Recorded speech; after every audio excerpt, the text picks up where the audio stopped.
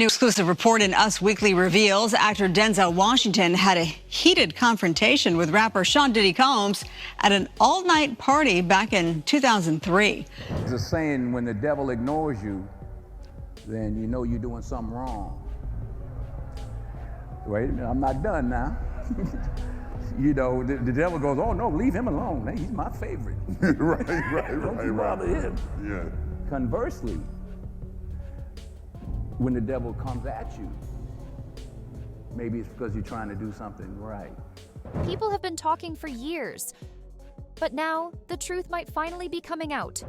Behind all the fame and flashy parties, something much darker has been hiding, and someone just spoke up. Denzel Washington is done staying quiet.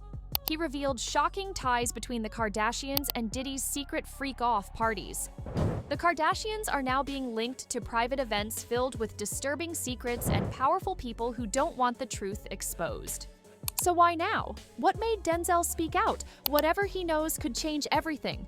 Before we go any further, make sure you hit that subscribe button, because what's coming next is even bigger. There's a saying, when the devil ignores you, then you know you're doing something wrong. Wait a minute, I'm not done now. You know, the devil goes, oh no, leave him alone. Hey, he's my favorite. Don't you bother him. Yeah.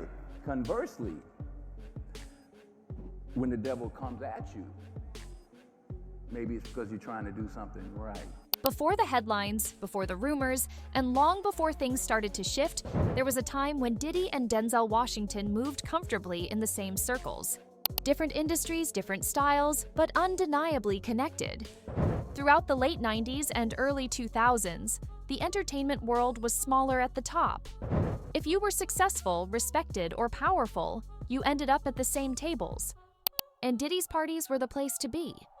Lavish, private, and incredibly selective, his gatherings attracted the elite from every corner of the industry: musicians, actors, CEOs, even politicians. And yes, Denzel Washington was one of the regular faces spotted at more than a few of these events. It may surprise some people now, especially given how different their public personas are.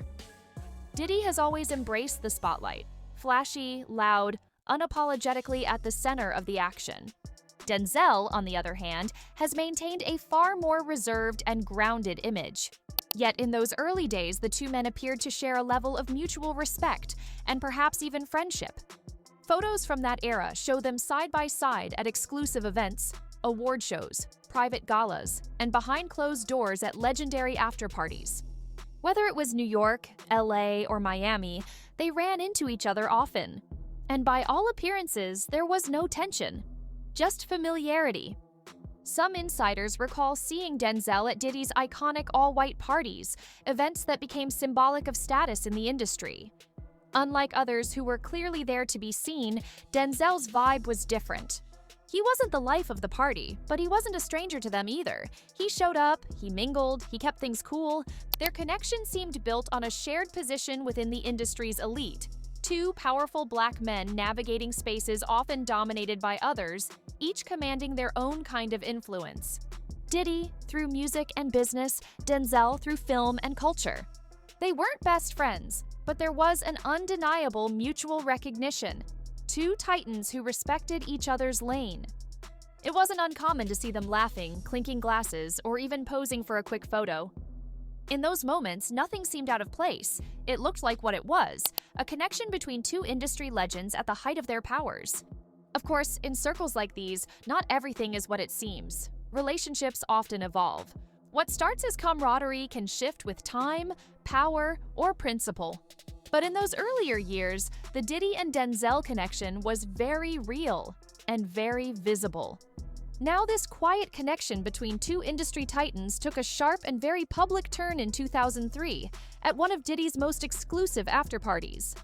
On the night of March 23, 2003, Diddy hosted a post-Oscars celebration at a gated estate in Beverly Hills. The property was secured under a holding company, with staff brought in through non-disclosure contracts. This wasn't a party for press or red carpets, it was for insiders only. Adding an unexpected twist to the night, Diddy made headlines before the party even started by inviting 13-year-old musical prodigy Davey live on television. The kind of event where business deals, talent recruitment, and reputation management all happened under the same roof.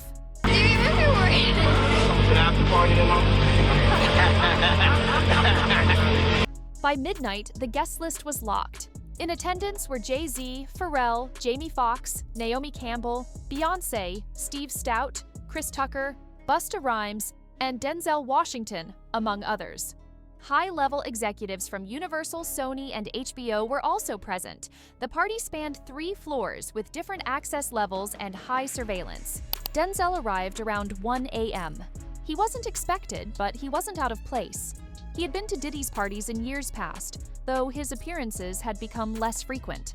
He was seen talking briefly with Jamie Foxx near the bar before heading upstairs with 2 associates. Around 1:40 a.m., Denzel entered one of the restricted VIP lounges on the 2nd floor.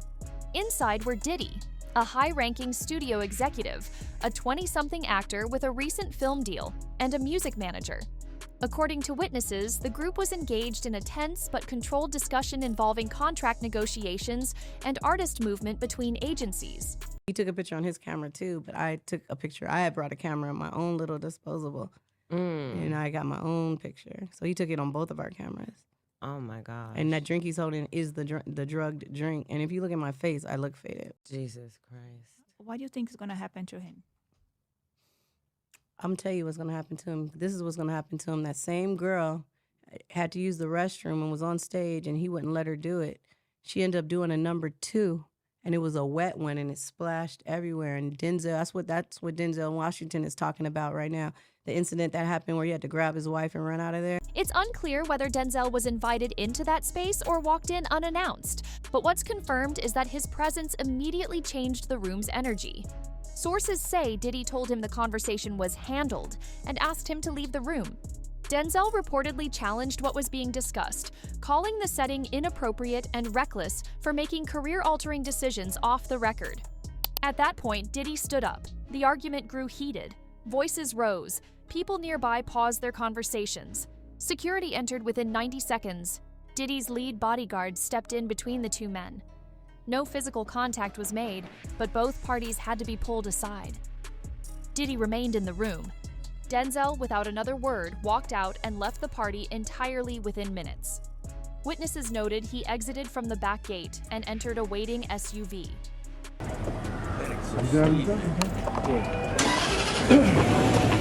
Y'all make sure he gets down? Here you go. Flag it up, flag it up. No, come up. By the next morning, rumors were circulating. TMZ and the YBF both ran short pieces citing a verbal altercation between Denzel Washington and Sean Diddy Combs at a private Oscar party. No names were confirmed in statements, but multiple outlets verified that Denzel left abruptly and did not return. The story was picked up briefly in the entertainment press, but was quickly buried. Publicists downplayed it as a minor disagreement. No formal statements were made, but within the industry, the fallout was obvious. And after that, Denzel never attended another Diddy event. There's a saying, when the devil ignores you, then you know you're doing something wrong. Wait a minute, I'm not done now. You know, the devil goes, oh no, leave him alone. Hey, he's my favorite. Don't bother him. Yeah. Conversely, when the devil comes at you, maybe it's because you're trying to do something right. After stepping away from Diddy's inner circle in the early 2000s, Denzel Washington began speaking more openly, though carefully, about the hidden layers of Hollywood. These weren't just about fame or success. According to Denzel, there were elite networks operating behind the scenes, controlling access, media narratives, and in some cases, people's careers. He referred to this network as the Circle, a group that thrived on silence, obedience, and mutually protected influence. And within that circle, he was clear about one thing: the Kardashians were deeply involved. Denzel made it known that the Kardashians weren't just a media-savvy family who stumbled into fame. He stated they were carefully placed and supported by powerful men, including Diddy, because they played a role in the system. I don't really concern myself with how Hollywood perceives. I don't know if there's any Hollywood that perceives anything. I think Hollywood follows along with what's working. I don't think it makes a decision about things that it sees. It does make a decision about things that it sees. If it's successful, it goes, make 20 of them. If it's not, it goes, we don't know them. So I don't think it had a preconceived notion. I think the more successful that films are that are made or directed by African Americans. Their rise through reality TV, fashion, music connections, and billionaire branding wasn't accidental. According to Denzel, they were a public-facing part of a much darker structure, one built on secrets, loyalty, and image control. He described the Kardashians as handlers in heels, not in the traditional intelligence sense, but as carefully positioned figures used to distract, deflect, and disarm. While the public watched their every move, the real operations happened behind them. Denzel pointed out how closely tied they were to men like Kanye West, Diddy, and other insiders who moved silently through the highest levels of the industry. He also connected the family to exclusive parties, after-hours meetings, and power ritual spaces, many of which overlapped with Diddy's now infamous gatherings. These weren't just parties for fun, they were tools of leverage. Denzel claimed the Kardashians were present in the same spaces where young talent was recruited, deals were cut under pressure, and reputations were both made and buried. He was especially critical of how the family became untouchable in the media. Stories disappeared, scandals were reframed, critics were silenced. According to Denzel, that level of protection only came when someone served a much larger purpose. He made it clear they were not just celebrities, but gatekeepers for the system that covered up what needed to stay hidden. What was your first job, or what was your worst job that you had before you entered the film business? I was a garbage man, like Troy. Garbage man, you get 3 hours, you get 8 hours worth of work, but you can do it in 3. So you can go home as soon as you finish. Post office, you get 3 hours worth of work and you make it last 8. I did both. I like being a garbage man better. But they weren't bad jobs. It's like, people say, oh, the difficulty of making a movie. I'm like, send your son to Iraq. That's difficult. It's just a movie. It's like, relax. I don't play that precious nonsense. Oh, we'll move over, get out of here. You know, your son got shot in the face. That's difficult. Making a movie is a luxury. It's a gift. It's an opportunity, and most importantly, it's a gift. Obviously, everybody here is talented enough to do that, but don't get it twisted. It's just a movie. It ain't that big a deal. Denzel's rejection of their world was total. He refused to attend events where they were scheduled to appear, walked away from brand deals tied to their affiliates, and even advised younger actors to avoid them. In his eyes, the Kardashians didn't just represent the elite, they were part of the mechanism that kept it running. And while others tried to play the game, Denzel stepped away completely. No alignments, no photo ops, no compromises. This isn't the first time the Kardashians have been linked to Diddy's infamous freak-off parties. Far from it.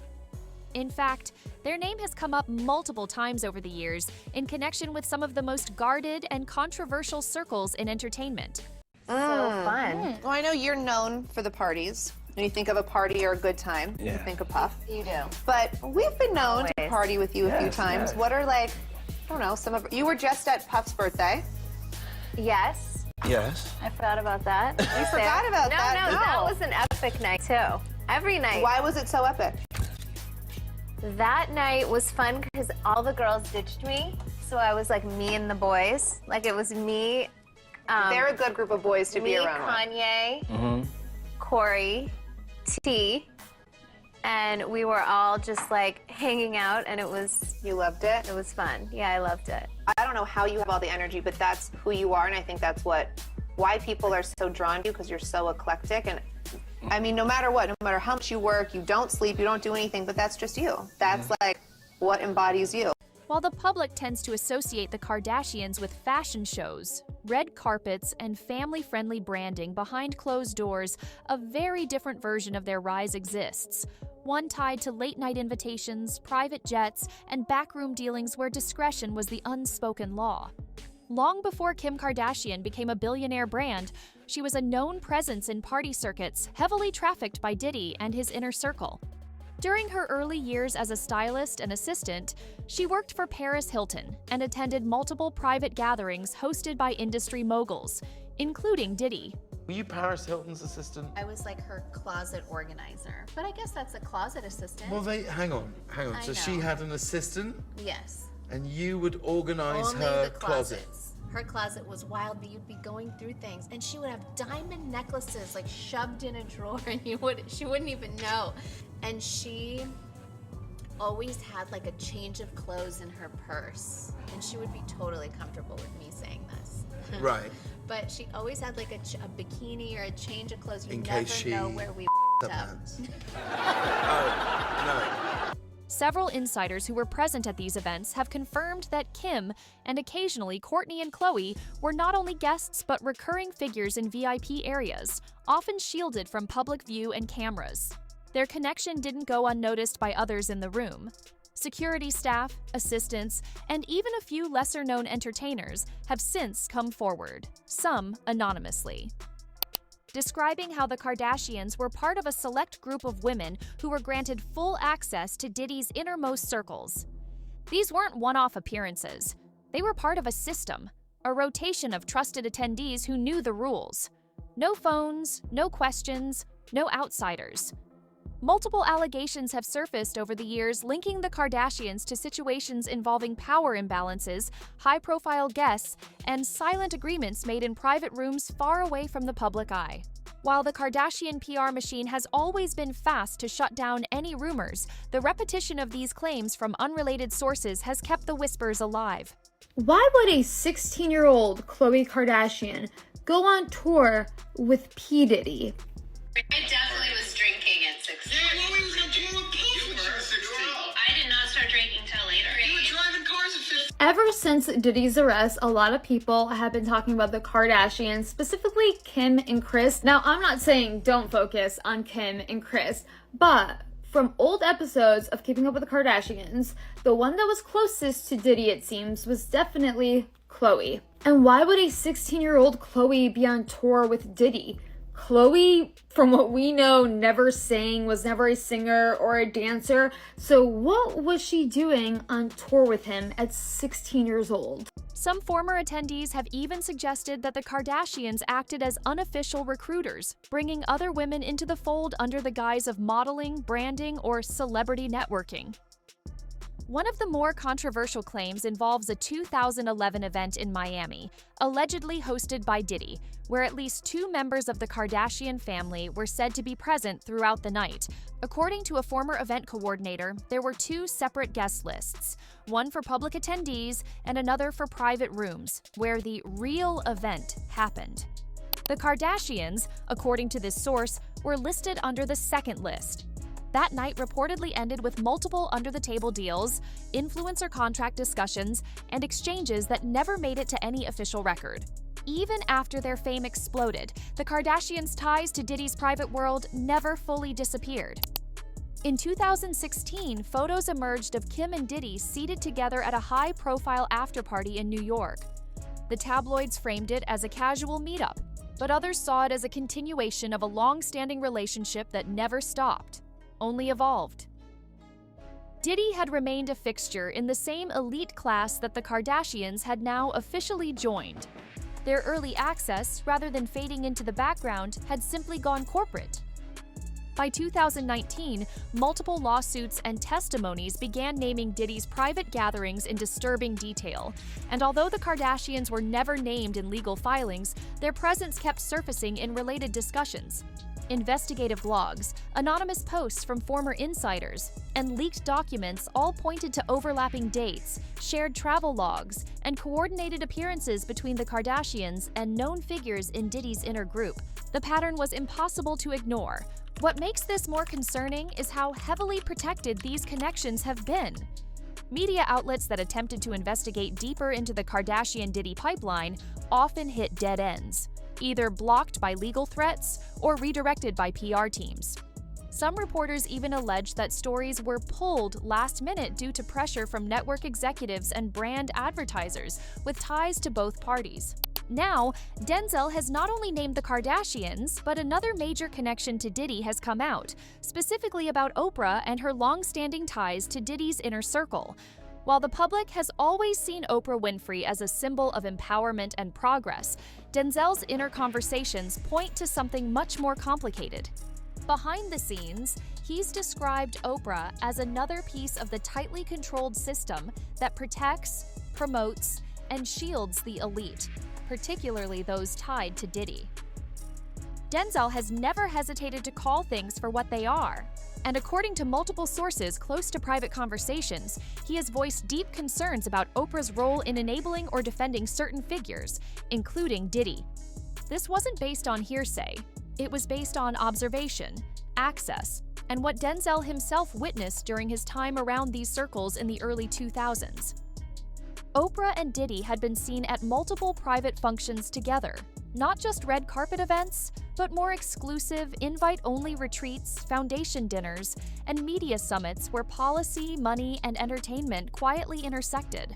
According to Denzel, Oprah was not only present at these events, but often acted as a bridge between corporate executives and celebrity influencers, especially in the mid-2000s when Diddy's reach was growing across industries.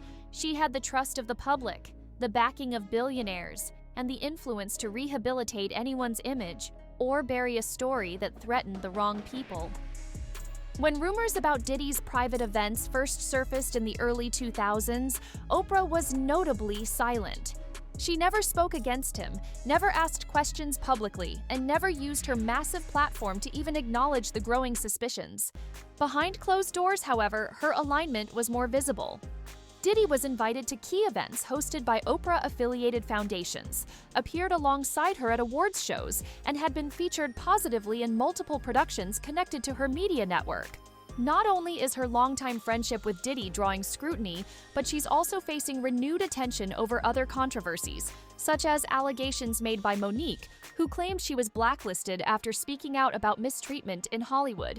Now, with so many layers unraveling between Diddy, the Kardashians, and Oprah, another moment in the timeline demands fresh attention. Denzel seemed calculated in his presence, not in the way actors perform during interviews, but in how someone walks through a minefield when they know where the charges are buried. And then came a subtle shift in tone, and everything changed. Instead of sticking to the usual talking points about his career or process, he began addressing the structure behind the industry. In vague but undeniably pointed language. He alluded to layers of influence that had little to do with talent or hard work. Viewers familiar with the deeper undercurrents of the entertainment world immediately recognized what he was doing, speaking without saying, naming without naming. He brought up the reality that certain people in the business are elevated not just for their fame, but for their utility. Not entertainers, but tools. Not stars, but symbols. This part of the interview struck a nerve with viewers who had long suspected that many high-level celebrities aren't just there to perform, but to serve specific purposes. According to Denzel's framing, access to the top wasn't granted based on merit alone. It came with alignment, obedience, and often silence. The most unsettling part wasn't what he said, but how he said it. His posture stiffened, his tone lowered. And for those paying attention, the target was clear. The elite machine behind Hollywood's image, where figures like Diddy, Oprah, and even the Kardashians all orbit a system far deeper than fame.